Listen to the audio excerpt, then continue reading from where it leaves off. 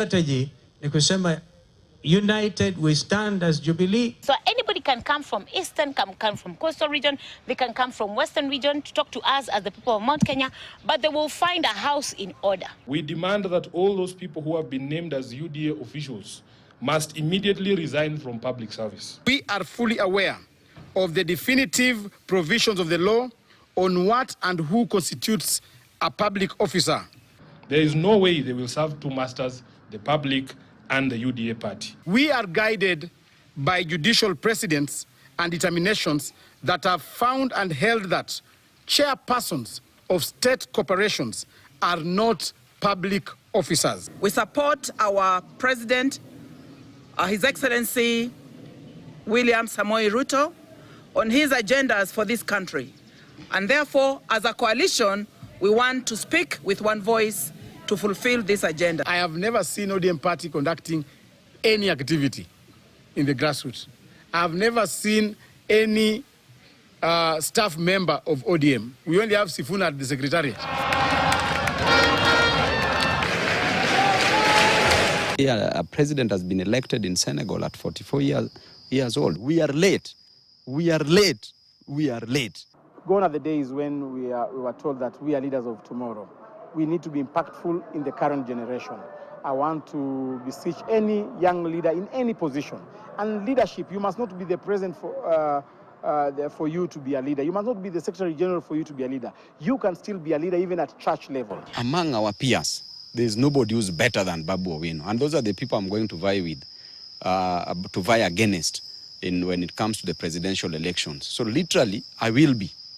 The only question is, when will this happen? People identify with Dende Nyoro. So young leadership must be trusted, and we must be able to give young leaders an opportunity to nurture their leadership.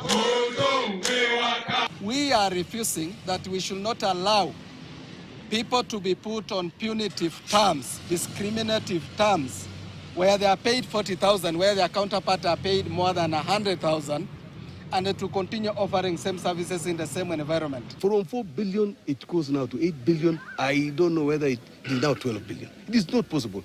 We cannot go to the hospitals under coercion. We cannot go to the hospital through threats. Yes. We cannot go to the hospital out of intimidation. We will only go when we have been given a clear-cut plan that our issues are being resolved. Why don't we, for once, focus on the intention of internship? This internship was to enable this doctor to hone his skills and to end up getting a license where now he can go and practice. CBA was signed by the government of Kenya and it is legally binding. So when I see her speaking in funerals how they're going to change the CBA, I'm embarrassed to work under her ministry. Shame. You cannot change a legally binding contract. The doctors, they must also have a human heart. Because if they continue striking, we are now harvesting the fruits of their strike. We already have around 111 members of parliament who've texted me and assured me that they are going to sign the impeachment motion and they are going to support it on the floor of the House. And this will be the greatest impeachment ever. Why? Because of the arrogance, the ignorance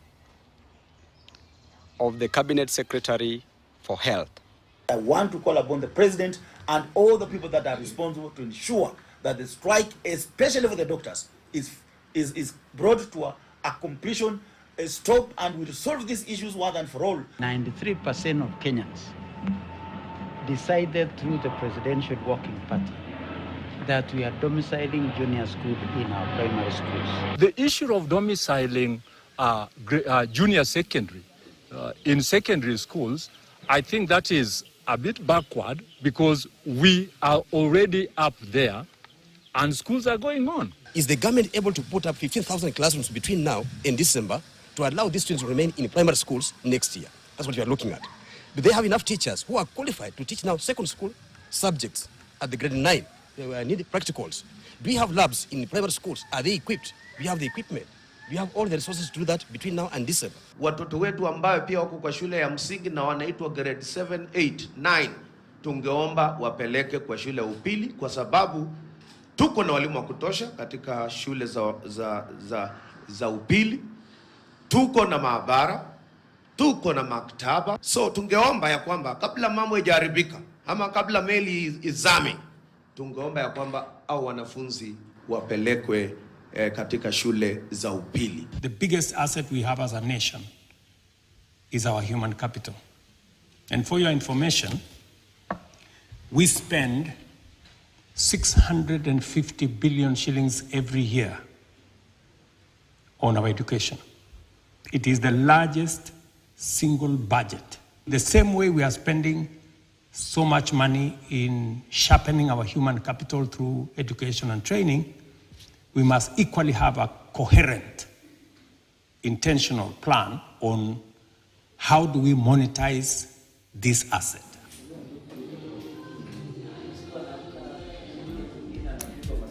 Indeed, and you can see, looking at the editorial cartoon there, this will be the biggest impeachment ever, as Babu has put it, and you can see he's holding the axe there, trying to cut that particular seat that we have the CS reposing on, and the nurses, the doctors also wondering how great will that fall be. This is a editorial cartoon today in The Star. Some of the issues that are affecting and bedeviling the public sector right now, or the country, it's all about health. And you can see also, I don't know, this is a leg there that is suffering from gangrene or what, because also maggots or worms are actually jutting out of this. This is Tano inside the People Daily today. This is gross, a country in the ICU. And you can see our health sector, Wanjiku, they are trying to look down from the microscope, and there is a germ as well. Another crisis the country maybe could be facing is road safety. And just this week as well, we had 10 people dying, and one student also from Chavakali as well. And this has become also a niggling worry in the country so far. We are on the tail end of the program right now. We were to circle back with Professor Kindiki just to hear his sentiments regarding what we were discussing earlier with the UDA elections. You saw from the soapbox as well that some of the young leaders are saying also it's time for them to be considered. They have what it takes. Professor Kindiki, on the UDA, we didn't get your input. Let's just begin from there. Okay, thank you very much. I think what this country needs are people with the morals, because Constitution alone, it's just a document that will be there, and all the time people bring accusations that you are violating this section, this article, this word, but the whole essence is that what is the driving force of those people who are appointed to head these institutions? If you look at what the Secretary General there would says is that there is no law that has been breached, then the opposition, I say the ODM in quote, because now they even don't have a leader, because the leader has gone now to campaign for African Union. So I don't know who is now the leader of opposition so far as far as I'm concerned. So you find that the driving force of us Kenyans, me included, is how you are going to benefit. You see, all those people are opposing now Secretary General Malala. If we do the vice versa and they are the ones in the leadership, they will say the same thing. No law that has been breached. Then if you're on the other side, you say the law has been breached. So I think... So are you saying... No, but you yourself, having read the Constitution, you've been read by Martin Olo, that particular law. What is your stand? This is what Malala said, but what do you say? To know what my stand, because you have just cut me short before I finish my statement. Okay. The law has not been broken. The law has not been broken. According to... Yes, according to me. Okay. And the way I look and understand the Constitution, the law has not been broken. It has happened also in the past. So the law has been breached. Okay, if it has been breached, okay. According to me, according to you now, according to you it's broken. According to me it's not broken. Constitution is not according to me. Yeah, but according to the Constitution. According to the Constitution, let him have his head. And the way you understand it and the way you interpret it. And the lawyers will tell you the same Constitution that you are using. Martin, can he just speak? No. Can you just give me time? Let him just advance his idea. Let him advance his reasons. Proceeding on a false You will get a chance to actually not countermand that. It's not I a agree, false Baraka, premise. that Okay, Martin, It's according to can me, you just finish? not to me as a person, according to me, the way I understand. Yes. The same document you are reading, you also understand it differently. Yeah, that's why you are not, you don't want me to say what I'm saying now, because you understand it differently. There's that constitution, that same constitution, it has so many interpretations, and you can keep on. That's why our colleague here, Professor Martin Law, was just talking about this section. He says, now I'm driving to that, because it's saying so many things about that under the same article. 260, he has already said it.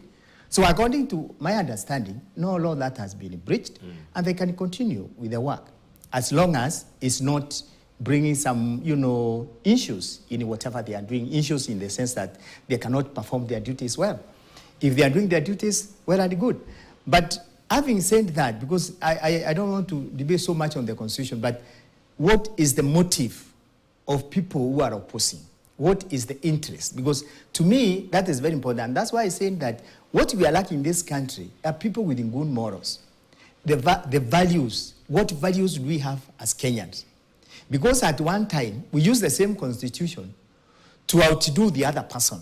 Because what I see is just doing. Tomorrow you are given this position, then you are using the same constitution and to justify yourself. So I think what we could even think is that, are they going to perform their duty as well? Are they going to deliver? Are they going to help Kenyans in situations where they need help? These issues about, for example, fake fertilizers.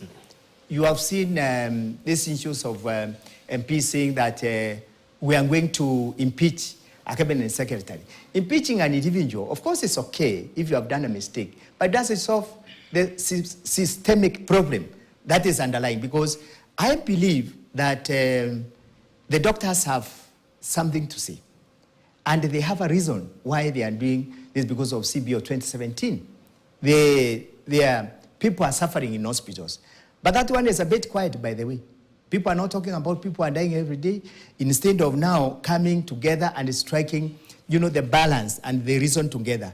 So I think because of the reasons that is given is the minister is arrogant and whatever. If she is arrogant, she should stop arrogance and try to bring doctors to a round table, then discuss and see how they can solve the doctors' strike. Because actually, people are dying every day. As we talk, this is the 22nd day of the strike. And nothing is happening. It's only that people are blaming the other one and blaming the other. That's why I'm saying, if we had the values and morals, somebody would reason and say, now these farmers are suffering. What do we do to help the farmers? These patients are dying on a daily basis. Our roads are also in chaos. People are dying every day. What can we do to solve these issues?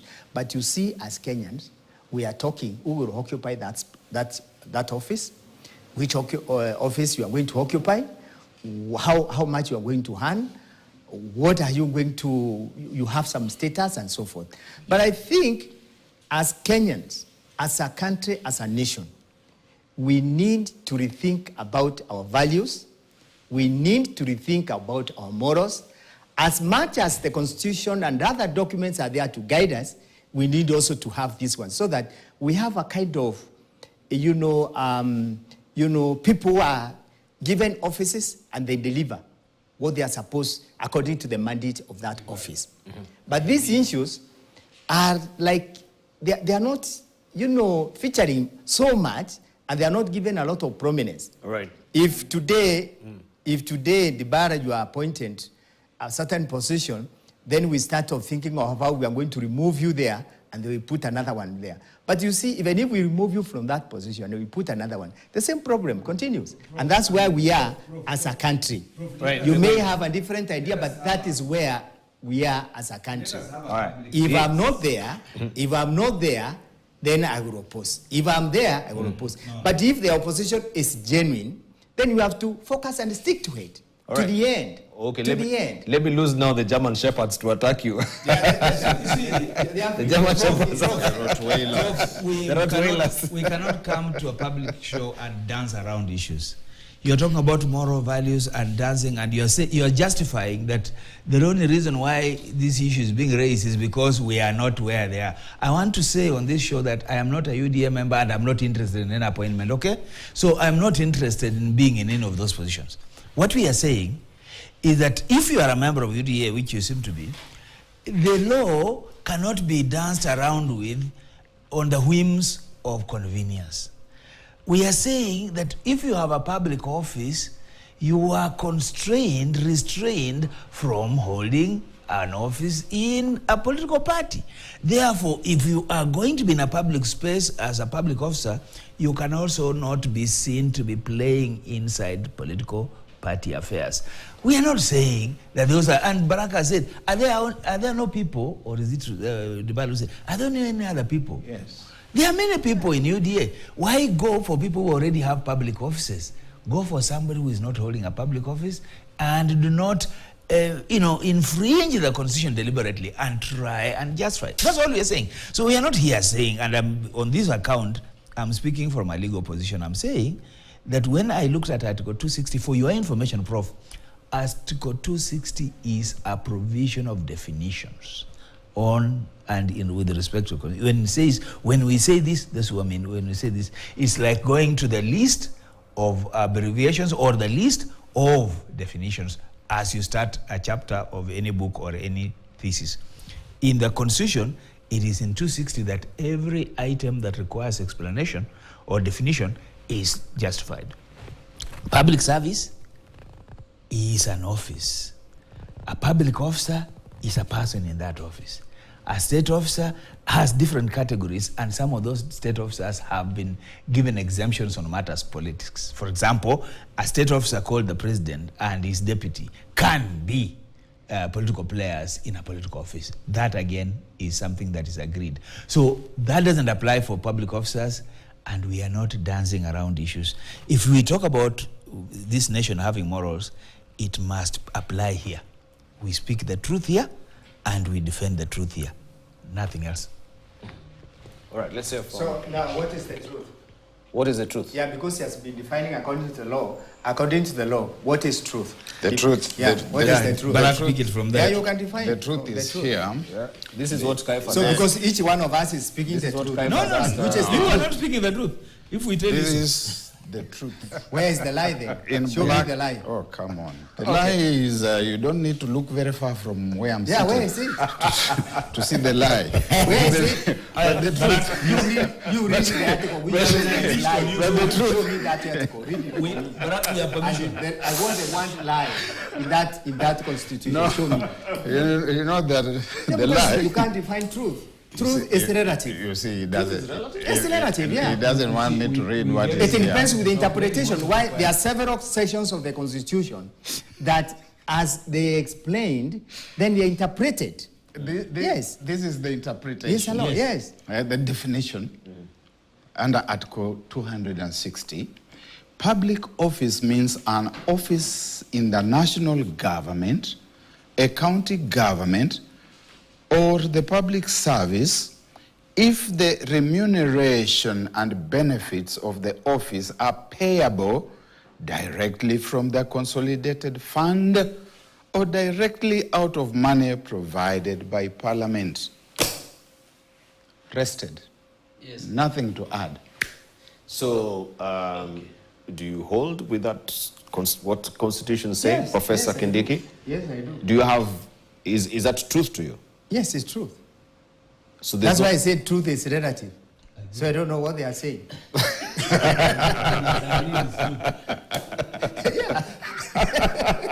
Truth is relative. That is the Constitution. He has read it. We all pass the Constitution. I see there's nothing wrong. The sentence is correct. Yes, it's correct sentence. But I'm asking, where is the lie? Where is the truth? Okay. He has not given me only read a sentence. So now we... And I'm saying it's okay. I'm okay with it. So we leave it for the interpretation of the courts? Yes. Because now that's someone... Exactly. That's what I wanted the lawyers to say. It's a spawning ground now Let for the litigation. courts interpret in depth so that each one of the parties, is well represented. So then there is no need of courts in this country, because each one of us, when you go to a court or an issue to deal with the law, the lawyers are given that mandate now to interpret. And each one of us is coming with his or her truth and say, this is what I believe according to the law. And he has asked me, I said, yes, I believe in it. Yet he tells me that's a lie. Then I say, okay, what's the truth? Where's the lie? Then the lawyers will sit and make sense of what we are going to do. All right, Professor, are you consulting? Are you consulting for UDA as well, as Barack was consulting? No. Okay. I will be wrong to say in a public television like this one, I'm speaking my mind, that I'm sent here by anybody. I say, and I told you in the other show, in the other time when we had a show like this one, that as a professor, I give my views the way I understand. So when you tag somebody that you are representing ODM or UDA in this kind of show, then that's having the wrong premise. I just wanted you to clarify, because I think Martin had raised it, so I don't want I to just believe pass. also he is not representing ODM. So you cannot say you are representing UDA. So we are neutral people. We are just giving our views according to the Constitution. All right, let's have and what we believe in it. Or Wakiro, we wind up on it and then we go to another issue before Martin leaves. Yeah. Well, I think there are two things here, Diba.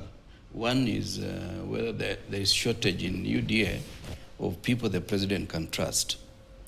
There are many people that the president can use and allow Maura and Mdivo to do the things they are doing, because it is a clear conflict of interest. Because in Kenya Power, there are members who are not members of UDA, but they are also bona fide shareholders in Kenya Power.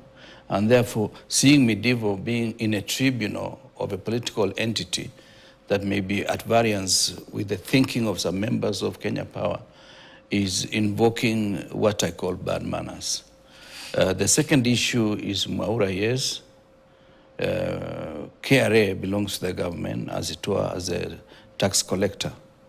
And I am persuaded by the reading by the lawyer, Dr. Martin Olo, that Maura is a public officer, because the money that he gets, whether it is honorarium, whether it's allowance, comes from appropriations of parliament. And this therefore means... It's taxed, by the way, also. Yes. That money is also taxed on affordable housing, among others. Yes. So it means Maura ought not to be a member of a political party election board. But I think there are two things that emerge from the mind of William Ruto. One, for him, impunity is a good way of doing things different from the rest. Because what you've realized is that for him, when he was classifying society to have two individuals, one dynasty and hustler, he managed to achieve that. And anything that he was doing, he does it the way he believes it should be done, without necessarily saying what is the procedure here. And that's why at times when people compare President Moi and President William Ruto, they are comparing two individuals. One believed in procedure, one believed in the law, one believed in how things ought to be done, and if you have to do something, first you amend the law, so that by the time you reach that particular position, the law has already prepared the way for you. I remember in his second run for office, which was the last run, I realized he had foreseen that he was going to work with Raila Odinga from his own political outfit. And we amended the law on the eve of elections that was saying the president shall form the cabinet from members of parliament of the party that sponsored him. So we removed that particular section so that the law was the president shall form the cabinet from among members of parliament. So that eventually when he brought in the Raila group and made the ministers and so forth, before the Kasarani fiasco, he had already prepared the law. But at times I've seen William Ruto will do that, then go amend the law in parliament, which really is not according to the standard procedure we know as part of the Commonwealth. because as part of the Commonwealth, we know how things are done. Some things are not even in the law, but they have been done, and that has become procedure. Such that if you want to upset that, you must have good reasons why you're upsetting. But for him, he comes and the tables are organized the way they are in this hall, it upsets them first. So that when you are dealing with the confusion, he's thinking of how to confuse you in the next spate of things. So these things are not done because there are not enough people in New DA. They are done because it gets a lot of glee when you seem to be frustrated by the actions that he has taken. Yeah. All right, Barak, I just wanted to pick up on that particular sentiment by Babu Owino, where he's saying, you know, it is time for the young people, and there's no better person also than Babu Owino, right? Just to bring also what is headlining the front page of the Standard today, we've seen this happening with the Tawe movement that seems to be upsetting maybe the apple cart and the status quo in the Western region. We can speak to that, and yes, Martin Olo will be leaving us shortly. Yes, I can, and I will attempt to telescope it.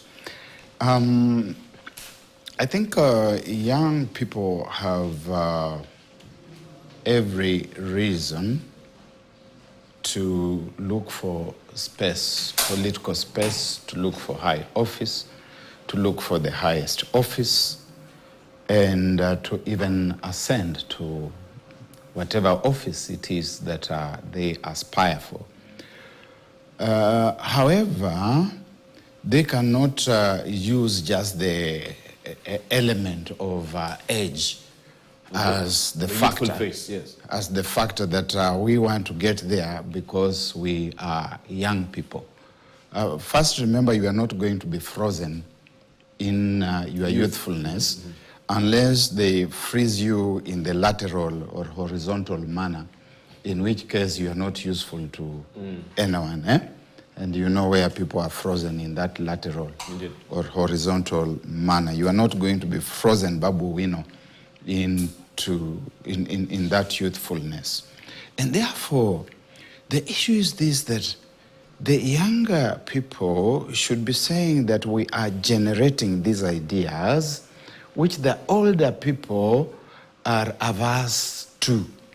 That when you take Wycliffe Oparanya, who I think is the oldest among the lot that I've seen so far, perhaps followed in that sequence by Ali Hassan Joho, if you put them on one side, that they represent a certain strand of thinking, a certain ideological orientation as counterpoised, as opposed to a certain generation of ideas that the younger people are bringing on board. And when, therefore, you place the two sets of orientations, ideological orientations on the weighing scales, the younger people are saying that this is where we want to take the country. And it's different from what these other people are saying. If we cannot see that distinction, it has not been placed there, and you are just saying that we are young and we should get there because we are young, then you are not doing anything beyond seeking grander personal glory. And I would really be keen. I am seeing, for example, Cleophas Malala Wahungu, who is a young person and Secretary General of UDA, clearly in a breach of the law. There are no new values that he's bringing into the space of leadership. He's going right back into the dustbin of history, picking up the bad habits that we had dumped away with the introduction of the new constitution and bringing them into the national life and breathing life into them and trying to make them stand and walk and be the way we are going to do things. If we are going to have youth whose distinction is going to be to dig up bad old things that we have put on the garbage dump and bring them into our lives and rub them into our faces, then that kind of youthful energy is not very helpful. Finally, this party that they are talking of ODM, that they want to lead, is up to this moment being led by one of the oldest active politicians in the country, Mr. Raila Odinga. And they probably need to tell us that because of being an older person and because of the ideas and the ideological orientation and the way he has led, these are wrong things that we can only ascribe to generational matters. And therefore, the new things that we want to bring on board are these ones.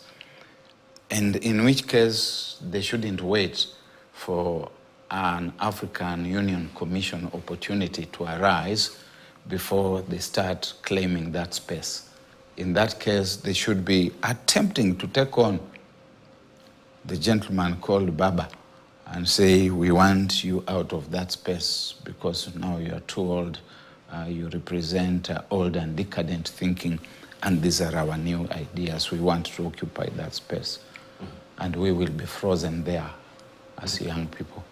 All right, let's unfroze also Professor Kindiki. As long as they don't pray on me, because as I grow, but has to be. You see, you also need, I need I'll to protect be protected. You. I'll protect you. You. Protect it because I'm just about to say that I identify myself, strongly identify myself with the young people, and the young ideas and their youthfulness, and the eager to eclipse the old guard. That is fine. But without an agenda, it is futile. If you look, I take you down the memory, lane, 1963, just before independence, the first president told the people of Kenya that if we get independence, we are going to chase away all the Europeans from this country. But all of them did go. But actually, we did a bit of it, and some of them left the country, and others followed the laws of Kenya. And that went. Then we come to the President Moi. He told them, I'm not going to change anything. Fuata nyayo. And people bought that idea. Then Kibaki came as the president. See the third president? Yes. And Kibaki also brought changes, actually, the new constitution and so many developments. And very fast, Uhuru Kenyatta also came in with his, ideologies and all. And William Ruto, the current president, came with the Hasala movement. And it was well bought by all the young people and the underprivileged in the society. And they are struggling actually to implement even some of the branches that they made at that time. So coming now to the young leaders who want to occupy the positions of the older generation in politics, then they should also serve something that can be bought by all Kenyans, so that now people can feel these people are coming with an agenda. But as my colleague, Dr. Muluka says, age is not the only indicator of making you a good politician. Because you could be old, like the current leader of opposition, Raila Odinga, is quite aged, but is respected by his followers, the people who hold him. When he speaks, they listen to him, despite of his age. So age alone cannot propel you to leadership. Okay, you can be a leader, but not a good leader, not necessarily a good leader. So they should come up with ideas and ways of trying to help Kenyans, and how we are going to solve some of the pressing needs that we have as Kenyans. So I encourage them, Babu, Wino, and others, to champion their position in politics of this country. But as they champion, to have the position in the politics of the country, let them also come up with ideas and ways of trying to deliver Kenya from the challenges that we are facing economically, socially, politically, or any other kind of challenge that you may be having. So I think they have an idea, but that idea needs to be nurtured and to have time and to be given time and also content on what is the agenda they are bringing to Kenyans, not just because they are young. Yes, we know young people have the energy and the capability of doing change, but what change are they bringing? So for me, the bar, I'm saying they have a good idea and we identify with them. But I have not seen, I was trying to read and get even one of the ideas that they have, even the information they have. There's no idea, nothing. They're only saying that we are young. So, but then are you going to elect leaders because they're just young? Because if you are in 30 or 20 something or 40 or 80 or 70, of course, age counts, but it's not the only factor that should be considered in political leadership in this country. They must show leadership. And therefore, whoever will show that leadership, then will be elected the leader. Look at what is happening in Senegal. That young man, the current president now, at the age of 44, he promised people about change. And people could see a leader, and they follow that leader, hoping that the changes that he's promising, they will achieve them. That's why people, when they follow leaders and they reach a point, they see, oh, this is not one we're expecting, then they start complaining. And that's why the issue now, people are complaining here and there. But as a leader now, if you are put there in that leadership, then try to calm down and listen to the people being led. Because when people complain, they don't complain without a reason. Absolutely. All the time, when people complain, they have a reason. Yes. So there are some things that maybe you are not doing very well. Yes. And that's why they want you to change. So these young leaders, they have a point that they would like to be leaders. But what are they offering? So far, so good. We are doing well. But I think as a country, we need to reason together and have a kind of a national conversation which will help us to go to the next level of development. I agree, Professor. Right. Let's hear from Martin. This time round,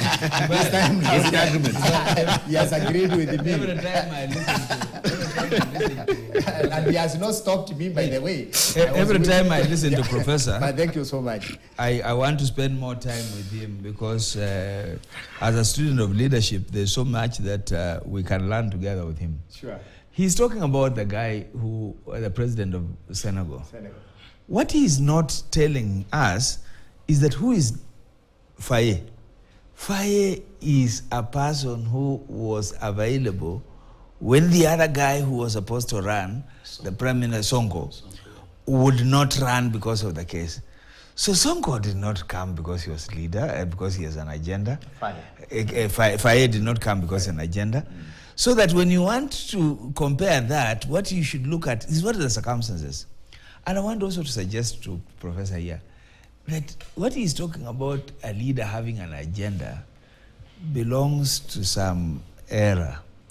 The era that we have, the political era we have, is appear and have a message, whatever that message is, let it resonate. It does not have to be an agenda, so to speak. I am a member of the Law Society of Kenya today. And I used to think that if you want to be a leader of the Law Society, you need to have an agenda, you need to have the experience. But I'm increasingly seeing it. Younger people are coming, they post nice pictures, they post, and they are being elected. Yeah. And there's nothing we know them for. That Faye guy is not known for anything in Senegal, but he's the people's leader now, so to speak. Babu Wino and his group just need to make the right noises and to be in the right spaces, and perchance they might carry the most of the people. So at the end of the day, to put a tag on a leader, to say that this leader must have done something. I give you the example of Uhuru Kenyatta. What had Uhuru Kenyatta done as a person in this country before he sought to be a leader? I give you an example of Raila, who says he has fought freedom, he has done whatever, all the things. Why is he not a leader of this country today? So electors have other parameters. Politics does not necessarily play out the way we want it to play. It depends on the people, it depends on circumstances, it depends on the context, and what is at the moment. Right now, we are saying the younger people are seeing the numbers they have, and they are seeing the older generation dwindling, and they are likely to use any language to upstage. We talked about the Tawe movement right now. What Natembeya is doing, which is resonating with the people, is to animate a conversation which then is questioning the status quo. And perchance, if he continues doing what he's doing, he might have numbers with him to carry the agenda that he has. Has he done anything? He himself is asking people what they have done. Nobody's asking him, and you, what have you done? You are in the... No, that's a different conversation. Him is on a challenge. Just like when Ruto came and he told us, you know, you dynasties, you've been around for too long. Nobody said, what have you done? Nobody has even asked him what... But now, after he's taken power, the next question will be, you've been around. So what are you telling us? So there is a dynamic that we need to appreciate in politics, which plays out by itself, and a lot of it is the people. When the people decide, sometimes you don't have to have an agenda. There was also this, maybe I'll be remiss if you don't mention, because it's been flagged here, of Sakaja, and they're giving the scorecard. Now that you're talking about the youth, because I found it, the way they put it, very interesting, that the state of the chaos, the state of Sakaja's Nairobi City. Governor Sakaja rode to power on the back of a pledge to transform the most important city in East Africa. But many of Nairobi's residents now think he is all dimples and no plans. No plan. And we know even him getting to the seat was a bit chaotic. Yes. No requisite degree that was being presented. There was contentious issue around that. So when you're coming with a youthful face and eloquence that you're waxing and you're smart and you're using all the gadgets of the social media, at the end of the day, people want to see results. No. So it's not about style and no substance. We want substance. Let's agree that it got him to governorship. Let's agree that the narrative that Ruto had got him to leadership. The question now is, what are they doing in power? Basically, what we are saying is that to say that one has to have an agenda or one has to have made a contribution in elective politics, sometimes that does not apply. What is important is how you resonate with the people and get there. Thank you. Thank you. I don't think Let me hear from Kipruto. I don't know what will be his sentiment as well. Well, there are many things which can be said. And one is the poverty of culture in Kenya. We don't have sufficient culture that we have developed, that these are the fundamentals. We write in books like the Constitution, but we don't seem to believe in the very Constitution that we passed in 2010. What do I have in mind? What is the content of Kenyan society? Kenyan society believes that as long as you have money, regardless of the source, you are doing well. What is the content in Kenyan society? Like the Thai movement in Trans Nzoia, it is resonating that if you are not a Luhya, then you do not belong to that particular movement. And therefore, we are promoting the very things that we wanted to kill in 1963. That yes, we belong to different tribes. And according to the late Tom Joseph Mboya, he said, let us look at positive values of tribalism.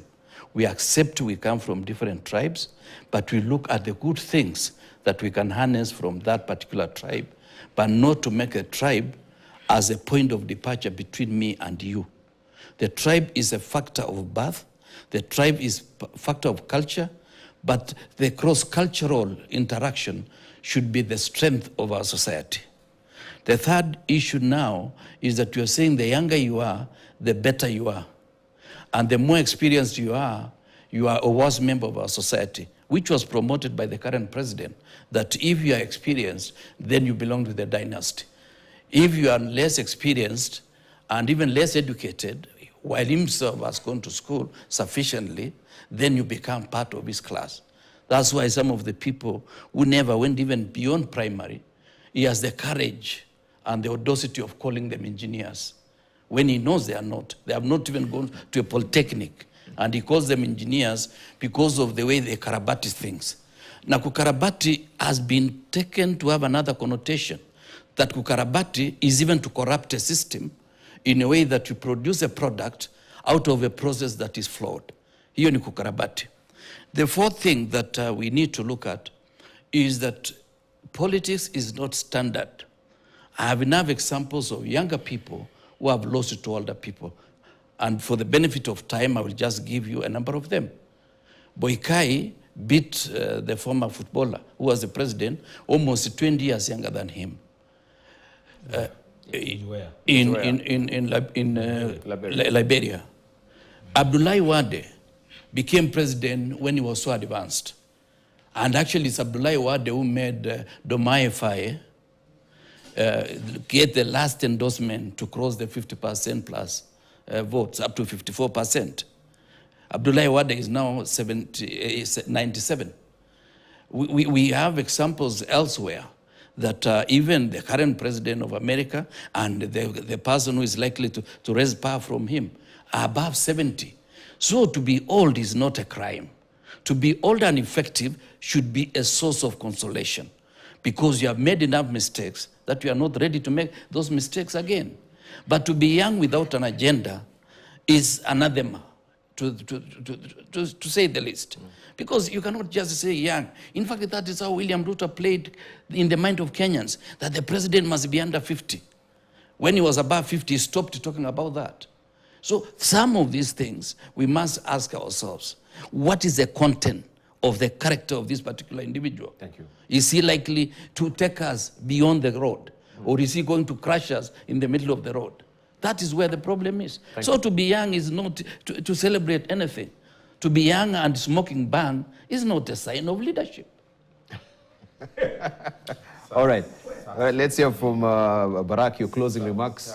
Simply put, Yeah. in the end, Your closing remarks, yes. in the end, therefore, there are three generations.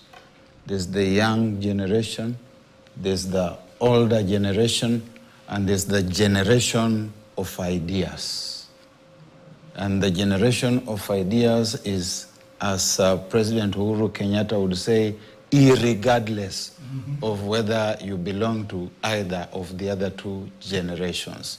So Babu Owino and co should generate ideas that we can believe in. Thank you. Right. Professor Kidigi, a brief one. Your closing remarks. Conflict between the old and the young, which is healthy, but we can't blame the young because you are just very young, or the old, you are old. I think we need to reason together.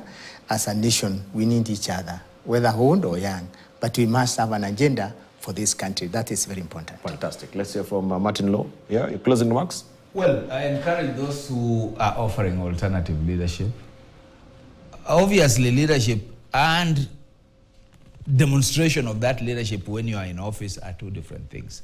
How I would encourage that even as we seek and as we generate ideas, let us also have the courage and the persistence and the passion and purposefulness to achieve a difference in people's lives. Fantastic. Right. Kiproto Rapkirwa. Yes, just one sentence. Society is a blend of the old and the young.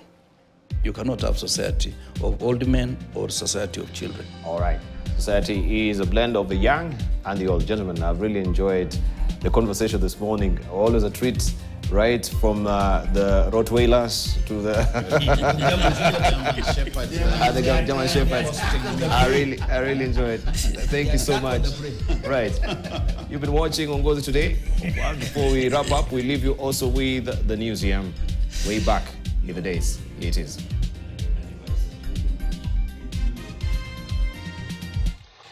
Mimi nataka kuwatangazia majina ya wananchi watukufu ambao watakuwa ministers wa serikali yetu tukufu ambayo tunakwisha ianzisha, na vile vile assistant ministers ambao watafanya kazi chini yao.